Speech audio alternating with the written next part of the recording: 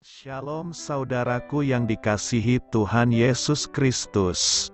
Selamat pagi, salam sejahtera untuk kita semuanya. Selamat datang kembali di Renungan Rohani pagi hari ini. Semoga saudara yang terkasih dalam keadaan sehat selalu, kiranya damai dan sukacita Roh Kudus melimpah di dalam hati dan pikiran saudara saat ini. Sebelum kita mulai renungan pagi ini, marilah kita bersama-sama berdoa. Tuhan Yesus, terima kasih sudah membangunkanku pagi hari ini. Terima kasih atas penyertaan dan perlindungan Tuhan. Semua karena karunia Tuhan aku dapat bangun dengan pagi hari ini. Aku menyerahkan seluruh aktivitasku hari ini ke dalam kuasa tangan Tuhan. Jauhkanku dari yang jahat, ya Tuhan. Tuhan Yesus, tolong lindungi dan berkati aktivitasku hari ini. Tolong berkati juga keluarga dan teman-temanku, Bapa Surgawi, oleh karya Roh Kudus. Tolonglah aku untuk menjauhi segala sesuatu yang melukai hati-Mu. Ampunilah segala dosa kami, ya Tuhan. Dalam nama Tuhan Yesus, aku sudah berdoa. Amin. Sahabat saudara rohani, pembacaan ayat emas Alkitab renungan kita hari ini terambil dari Yohanes 6 ayat 5 sampai dengan ayat 13. Ketika Yesus memandang sekelilingnya dan melihat bahwa orang banyak berbondong-bondong datang kepadanya, berkatalah ia kepada Filipus, "Di manakah kita akan membeli roti, supaya mereka ini dapat makan?" Hal itu dikatakannya untuk mencobai dia, sebab ia sendiri tahu apa yang hendak dilakukannya. Jawab Filipus kepadanya, "Roti seharga 200 dinar tidak akan cukup untuk mereka ini, sekalipun masing-masing mendapat sepotong kecil saja."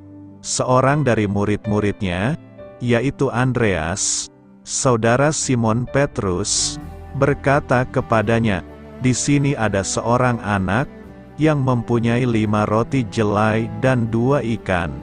Tetapi apakah artinya itu untuk orang sebanyak ini?" Kata Yesus, "Suruhlah orang-orang itu duduk. Adapun di tempat itu banyak rumput."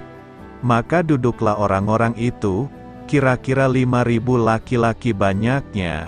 Lalu Yesus mengambil roti itu, mengucap syukur dan membagi-bagikannya kepada mereka yang duduk di situ. Demikian juga dibuatnya dengan ikan-ikan itu, sebanyak yang mereka kehendaki. Dan setelah mereka kenyang, ia berkata kepada murid-muridnya, "Kumpulkanlah potongan-potongan yang lebih supaya tidak ada yang terbuang." Maka mereka pun mengumpulkannya, dan mengisi 12 bakul penuh dengan potongan-potongan dari kelima roti jelai yang lebih setelah orang makan. Yohanes 6 ayat 5 sampai dengan ayat 13. Inti dari ayat emas renungan kita adalah, kumpulkanlah potongan-potongan yang lebih supaya tidak ada yang terbuang. Mari kita mulai renungan pagi kita. Judul renungan kita hari ini adalah Dia Menjadikan Kita Baru, ditulis oleh Patricia Raiben. Mari kita mulai kisah inspiratif. Sebagai seorang pegawai yang sering bepergian, Shawn Seipler berkutat dengan sebuah pertanyaan yang janggal. Akan dikemanakan sisa sabun batangan di kamar hotel? Seipler berpikir, daripada menjadi sampah dan dibuang, jutaan sisa sabun batangan itu dapat dijadikan sabun baru. Ia pun meluncurkan Clean the World, sebuah usaha daur ulang yang telah membantu lebih dari 8.000 hotel, kapal pesiar, dan resor untuk mengolah bertenton sisa sabun menjadi sabun batangan baru yang telah dibentuk ulang dan disterilisasi. Sabun-sabun hasil daur ulang itu kemudian dikirimkan ke orang-orang yang membutuhkannya di lebih dari 100 negara, untuk membantu mencegah berbagai penyakit bahkan kematian yang terkait dengan kebersihan. Seipler berkata, "Saya tahu kedengarannya lucu, tetapi sabun batangan kecil di kamar hotel kita benar-benar dapat menyelamatkan nyawa." Mengumpulkan sesuatu yang kotor atau bekas pakai lalu menjadikannya baru adalah salah satu bentuk kasih juru selamat kita, Yesus Kristus. Bahkan setelah memberi makan 5.000 orang dengan 5 potong roti dan 2 ekor ikan, Dia masih berkata kepada murid-muridnya, "Kumpulkanlah potongan-potongan yang lebih supaya tidak ada yang terbuang." Dalam hidup ini, ketika kita tidak lagi merasa berguna, Allah justru melihat yang sebaliknya. Bagi Dia, diri kita bukanlah sesuatu yang sia-sia melainkan karyanya yang ajaib. Di matanya, kita tidak pernah dianggap sebagai buangan, melainkan pribadi dengan potensi ilahi yang berguna bagi pekerjaannya. Jadi siapa yang ada di dalam Kristus? Ia adalah ciptaan baru, yang lama sudah berlalu. Sesungguhnya yang baru sudah datang. Siapa yang menjadikan kita baru? Kristus, yang berdiam di dalam kita. Marilah kita renungkan di dalam hati kita. Kapan Anda pernah merasa kurang berharga? Bagaimana Yesus telah memberi Anda hidup baru? Hal ini patut kamu ketahui. Pernyataan 12 bakul penuh roti yang tersisa adalah detail yang luar biasa dalam suatu peristiwa yang dimulai dengan tindakan pemberian makan orang banyak yang tampaknya mustahil. Murid bernama Filipus menyatakan bahwa roti seharga 200 dinar tidak akan cukup untuk mereka ini.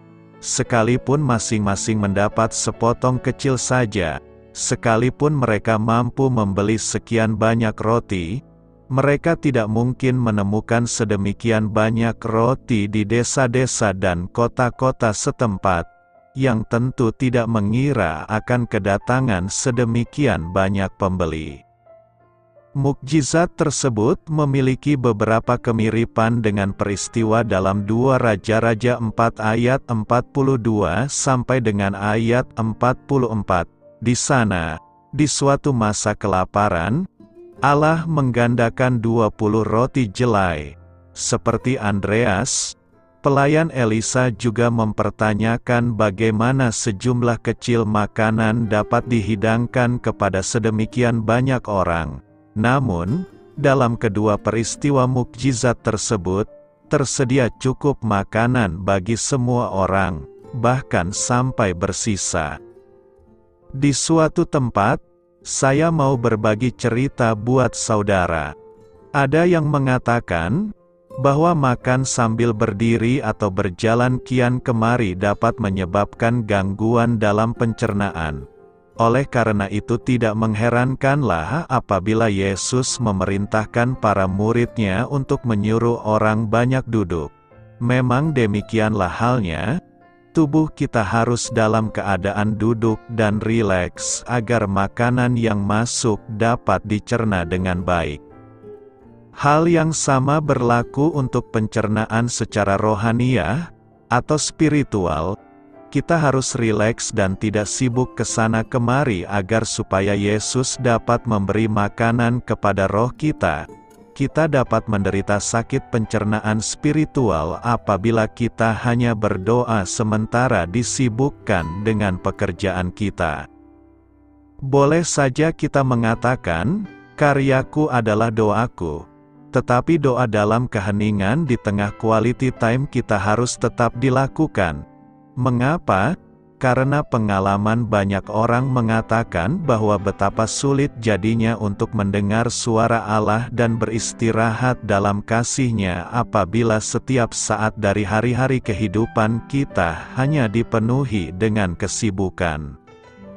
Orang banyak yang diberi makanan oleh Yesus mengikuti Dia ke atas gunung karena mereka lapar akan jawaban-jawaban Yesus akan pengharapan, tujuan, dan perjumpaan pribadi dengan kasih Allah. Mereka mempunyai banyak kebutuhan, ada yang sakit, ada juga yang sedang tertindas. Bagi orang-orang lain, untuk survive dari hari ke hari saja sudah sulit. Akan tetapi, Yesus melihat dan merasakan kebutuhan-kebutuhan mereka semua dan menjawabnya satu persatu pada setiap tingkat. Ia minta agar para murid-Nya menyuruh orang banyak untuk duduk dan beristirahat, sehingga dengan demikian Ia dapat memberi mereka makan. Ia memberi orang banyak itu makan untuk memperkuat mereka dalam perjalanan pulang mereka ke rumah masing-masing. Ia mewartakan kabar baik dari kerajaan Allah kepada orang banyak itu. Ia bahkan menyembuhkan mereka di bidang fisik, spiritual dan emosional. Lebih dari 2000 tahun kemudian, di abad ke-21 ini, kehidupan kita masih banyak menuntut, penderitaan masih hadir di sekeliling kita dalam berbagai bentuknya. Setiap orang menghadapi berbagai kebutuhan dan tekanan yang harus diatasi. Memang tidak sulit untuk merasakan bagaimana pikiran kita bergerak dengan cepat, bahkan ketika kita mencoba untuk diam dan berdoa secara hening. Yesus tetap meminta kita untuk duduk, membuat tenang pikiran kita dan menerima dari Dia. Satu cara yang dapat menolong kita dalam berdoa adalah dengan menggunakan imajinasi. Kita dapat membayangkan berada bersama Yesus, para rasul dan orang banyak di atas gunung itu. Kita dapat membayangkan sedang memperhatikan Yesus yang memandang ke surga selagi Dia memohon kepada Bapanya di surga untuk memberkati 5 roti jelai dan 2 ekor ikan yang tersedia. Kemudian kita membayangkan didatangi oleh salah seorang rasul yang menawarkan roti dan ikan sesuai dengan keinginan kita. Sekarang, marilah kita mohon agar Yesus memenuhi diri kita dengan damai sejahtera dan sukacita sementara Dia berjanji untuk menolong kita agar setiap kebutuhan kita dipenuhi. Doa saya menyertai saudara sekalian. Marilah kita menyampaikan doa syafaat. Ya Bapa, saat aku merasa tidak berharga, mampukanlah aku untuk melihat hidupku yang baru di dalam-Mu. Tuhan Yesus, aku memberikan kepadamu segala keprihatinan yang ada dalam pikiranku sekarang. Tolonglah aku agar dapat membuat tenang hatiku sehingga aku pun dapat duduk di dekat kaki-Mu dan ikut ambil bagian dalam perjamuan-Mu sepanjang hidupku. Amin. Amin. Sampaikan harapan dan permintaan saudara kepada Tuhan.